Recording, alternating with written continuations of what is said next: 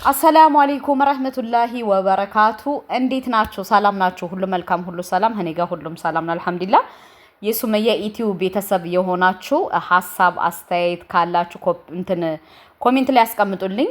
ዛሬ የገረመኝንና የደነቀኝን ነገር መናገር ፈለኩ። እሱ ምንድነው ካላችሁ ዛሬ ሩታ እንግዲህ ዱባይ ሳልሄድ በፊት የርግዝና ባህሪ ይሰማኛል፣ ያስታውከኛል፣ ያስመልሰኛል ብላለች እና እሱ ምንድነው ካላችሁ 80 ሳይደረግ በፊት እንዴት ነው አንዲት ሴት ልጅ ከአንድ ወንድ ጋር ግንኙነት የምታረግ? ጥያቄ ስለፈጠረብኝ ነው። ለምን ካላችሁ በእኛ ሃይማኖት አንድ ሰው 80 ካላረገ አያረግም ግንኙነት ከወንድ ጋር ወይም ከወንድ ጋር ያቺ ሴትና ያቺ ወንድ አይተኙም። ባይዘወይ ሩታ የዛሬ ዓመት የዛሬ ምናምን ዝም ብላ ሆነ የምትለው 30 ጊዜ አብርሽን አታምነውም። ኦፍ ኮርስ እንደምትወደው አውቃለሁ። ግን ጥያቄ የሆነብኝ ምንድነው በእነሱ ሃይማኖት ከ80 በፊት ይፈቀዳል ወይ? ፕሊስ ይህን አስረዱኝ ከስድብ ነፃ። ለምን ካላችሁ በእኛ ሃይማኖት እንደኛ ሃይማኖት አንድ ሰው ኒካህ ሳታረግ አይቻልም። ማርገዝ ሆነ ማለት ሆነ እነሱ ከ80 በፊት ነው ያረገዘችው እየተባለ እኔ እያየው ስለነበረ ነው። ለምን የቡታጅራ ልጆችን የማወራቸው ልጆች ከ80 በፊት ግንኙነት አላቸው። 80ው አሁን ነው የሆነው፣ አሁንም 80ው ደግሞ የውሸት ነው የሚሉም አሉ። እኛ ማንን እንመን? ለምን ካላችሁ እኔ ማንንም በአሁኑ ሰዓት ማመን አልችልም። ለምን ካላችሁ በባለፈው የመዳም ቅመሞች አዋተው ገንዘብ ልከው አልበላውም ብሎ ከካደ በኋላ እኔ ማመን አልችልም። ገባችሁ አይደለ? ስለዚህ እንዴት ነው አንዲት ሴት ካለ 80 ማርገዝ የምችለው? ያነ ሁሉ ያረጉት ዱባይ ላይ ኦፍ ኮርስ አስበውበት አልመውበት አይደለም። ለበጎቹን ለመብላት ነው የሄዱት።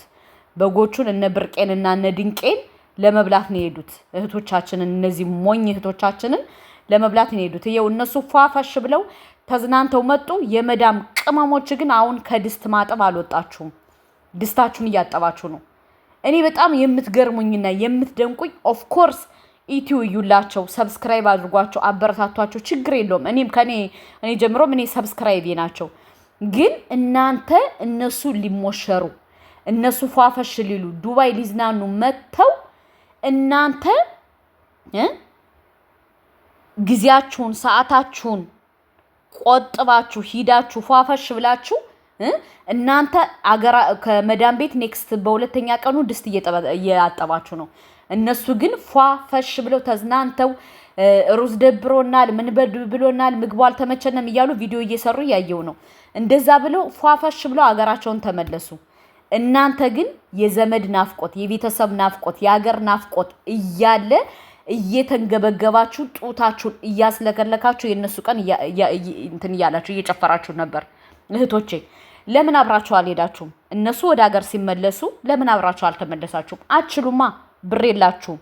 እነሱ ግን ጎበዝ ስለሆኑ ጀግና ስለሆኑ እንዴት አድርገው ሰው መያዝ እንዳለባቸው በደንብ ጠንቅቀው ስለሚያውቁ በሲስተም ይዘው ፏፈሽ ብለው ሀገራቸውን ተመለሱ።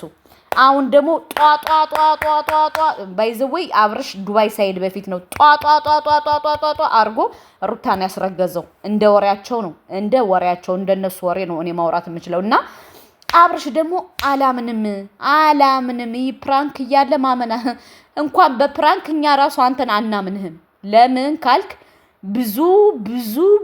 ብዙ ስለምትዋሽ ልናምንህ አንችልም። ባይዘወይ እኔ ለአብርሽና ለሩታ በፊት በጣም እከራከር ነበር ወገቤና አሰሬ። ግን ብዙ ጊዜ ታዘብኳቸው እንዳለ ውሸት በዛ።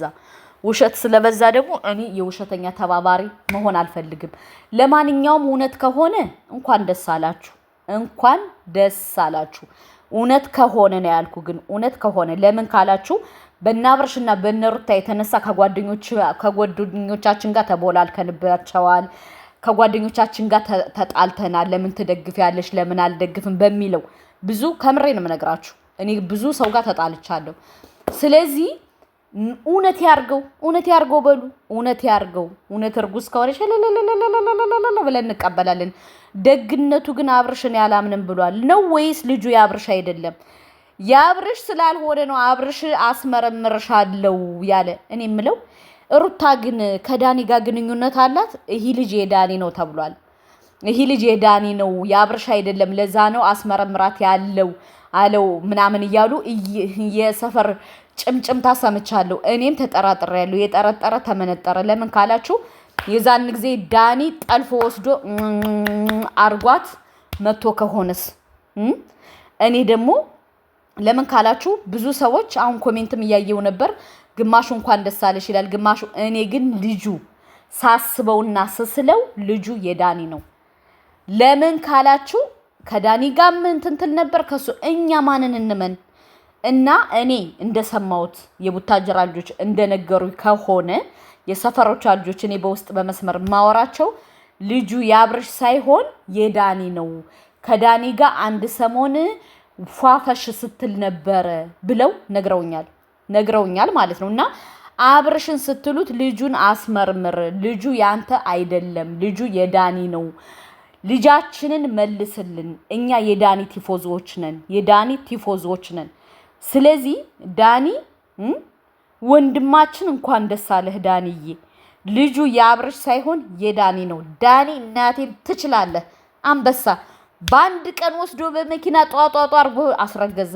አብርሽ ስንት ዓመት ተከትሎ ሳያስረግዝ ዳኒ አስረገዘ። እነሱ ነው ያሉት።